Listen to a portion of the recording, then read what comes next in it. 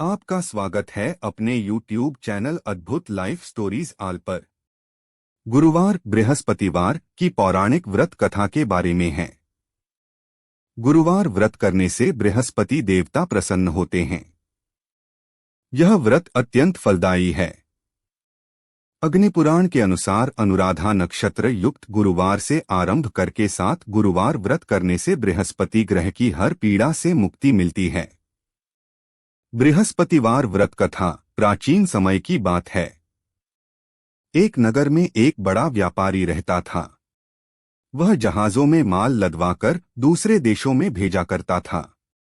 वह जिस प्रकार अधिक धन कमाता था उसी प्रकार जी खोलकर दान भी करता था, परंतु उसकी पत्नी अत्यंत कंजूस थी। वह किसी को एक दमड़ी भी नहीं देने देती थी। एक बार सेठ जब दूसरे देश व्यापार करने गया तो पीछे से बृहस्पति देव ने साधुवेश में उसकी पत्नी से भिक्षा मांगी।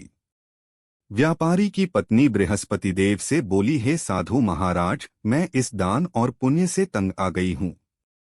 आप कोई ऐसा उपाय बताएं जिससे मेरा सारा धन नष्ट हो जाए और मैं आराम से रह सकूं। मैं यह धन लुटता हुआ नहीं देख सकती। बृहस्पति देव ने कहा, हे देवी, तुम बड़ी विचित्र हो। संतान और धन से कोई दुखी होता है। अगर अधिक धन है तो इसे शुभ कार्यों में लगाओ, कुंवारी कन्याओं का विवाह कराओ, विद्यालय और बाग बगीचों का निर्माण कराओ। ऐसे पुण्य कार्य करने से तुम्हारा लोक परलोक सार्थक हो सकता है। परंतु साधु की इन बातों से व्यापारी की पत्नी को खुशी नहीं हुई। उसने कहा, मुझे ऐसे धन की आवश्यकता नहीं है जिसे मैं दान दूं। तब बृहस्पति देव बोले, यदि तुम्हारी ऐसी इच्छा है तो तुम एक उपाय करना। 7 बृहस्पतिवार घर को गोबर से लीपना, अपने केशों को पीली मिट्टी से धोना, केशों को धोते समय स्नान करना, व्यापारी से हजामत बनाने को कहना, भोजन में मांसमदिरा खाना, कपड़े अपने घर धोना। ऐसा करने से तुम्हारा सारा धन नष्ट हो जाएगा। इतना कहकर बृहस्पति देव अंतर्ध्यान हो गए। व्यापारी की पत्नी ने बृहस्पति देव के कहे अनुसार 7 बृहस्पतिवार वैसा ही करने का निश्चय किया। केवल 3 बृहस्पतिवार बीते थे कि उसी समस्त धन संपत्ति नष्ट हो गई और वह परलोक सिधार गई। जब व्यापारी वापस आया तो उसने देखा कि उसका सब कुछ नष्ट हो चुका है। उस व्यापारी ने अपनी पुत्री को सांत्वना दी और दूसरे नगर में जाकर बस गया।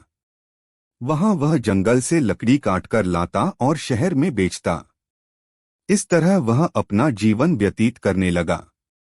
एक दिन उसकी पुत्री ने दही खाने की इच्छा प्रकट की, लेकिन व्यापारी के पास दही खरीदने के पैसे नहीं थे।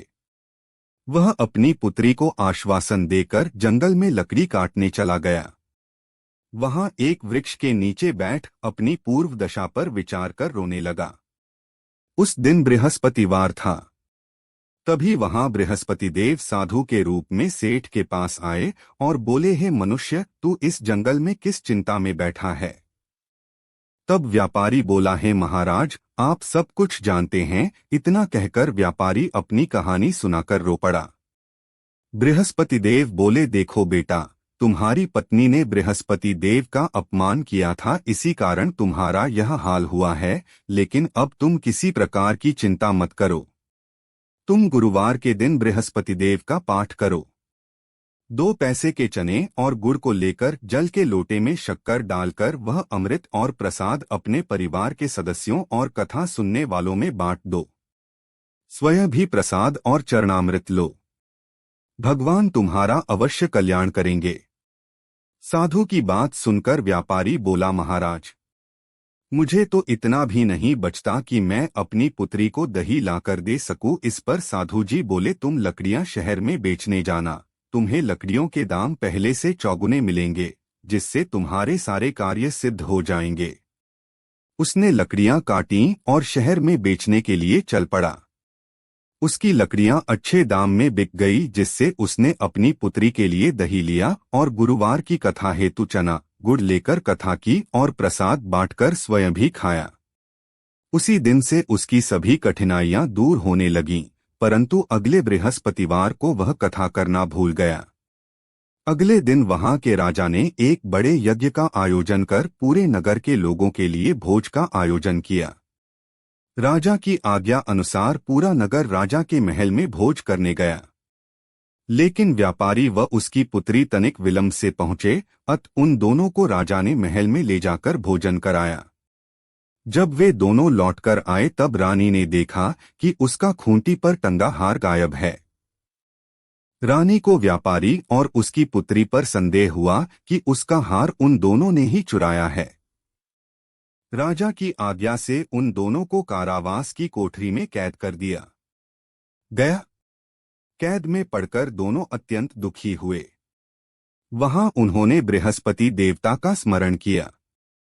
बृहस्पति देव ने प्रकट होकर व्यापारी को उसकी भूल का आभास कराया और उन्हें सलाह दी कि गुरुवार के दिन कैदखाने के दरवाजे पर तुम्हें 2 पैसे मिलेंगे, उनसे तुम चने और मुनक्का मंगवाकर विधिपूर्वक बृहस्पति देवता का पूजन करना। तुम्हारे सब दुख दूर हो जाएंगे। बृहस्पतिवार को कैदखाने के द्वार पर उन्हें 2 पैसे मिले। बाहर सड़क पर एक स्त्री जा रही थी। व्यापारी ने उसे बुलाकर गुड़ और चने लाने को कहा। इस पर वह स्त्री बोली, मैं अपनी बहू के लिए गहने लेने जा रही हूं, मेरे पास समय नहीं है। इतना कहकर वह चली गई। थोड़ी देर बाद वहां से एक और स्त्री निकली। व्यापारी ने उसे बुलाकर कहा कि हे बहन, मुझे बृहस्पतिवार की कथा करनी है, तुम मुझे 2 पैसे का गुड़चना ला दो। बृहस्पति देव का नाम सुनकर वह स्त्री बोली, भाई मैं तुम्हें अभी गुड़चना लाकर देती हूँ। मेरा इकलौता पुत्र मर गया है, मैं उसके लिए कफन लेने जा रही थी, लेकिन मैं पहले तुम्हारा काम करूंगी, उसके बाद अपने पुत्र के लिए कफन लाऊंगी।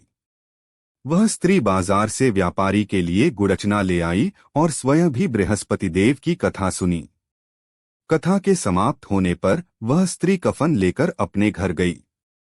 घर पर लोग उसके पुत्र की लाश को राम नाम सत्य है कहते हुए श्मशान ले जाने की तैयारी कर रहे थे। स्त्री बोली, मुझे अपने लड़के का मुख देख लेने दो। अपने पुत्र का मुख देखकर उस स्त्री ने उसके मुंह में प्रसाद और चरणामृत डाला। प्रसाद और चरणामृत के प्रभाव से वह पुनर्जीवित हो गया। पहली स्त्री जिसने बृहस्पति देव का निरादर किया था, वह जब अपने पुत्र के विवाह हेतु पुत्रवधू के लिए गहने लेकर लौटी और जैसे ही उसका पुत्र घोड़ी पर बैठकर निकला, वैसे ही घोड़ी ने ऐसी उछाल मारी कि वह घोड़ी से गिरकर मर गया। यह देख स्त्री रो रो कर बृहस्पति देव से क्षमा याचना करने लगी। उस स्त्री की याचना से बृहस्पति देव साधु वेश में वहां पहुंचकर कहने लगे, देवी तुम्हें अधिक विलाप करने की आवश्यकता नहीं है। यह बृहस्पति देव का अनादर करने के कारण हुआ है। तुम वापस जाकर मेरे भक्त से क्षमा मांगकर कथा सुनो, तब ही तुम्हारी मनोकामना पूर्ण होगी।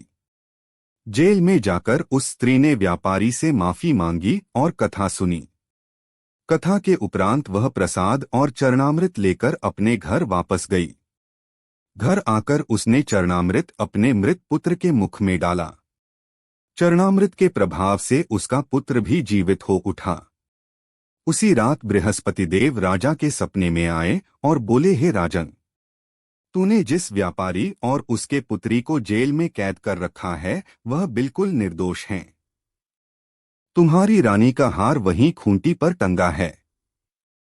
दिन निकला तो राजा रानी ने हार खूंटी पर लटका हुआ देखा। राजा ने उस व्यापारी और उसकी पुत्री को रिहा कर दिया और उन्हें आधा राज्य देकर उसकी पुत्री का विवाह उच्च कुल में करवाकर दहेज में हीरे जवाहरात दिए। यदि आपको यह कथा पसंद आई है तो आप हमारे चैनल अद्भुत लाइफ स्टोरीज आल को लाइक, शेयर व सब्सक्राइब जरूर करें।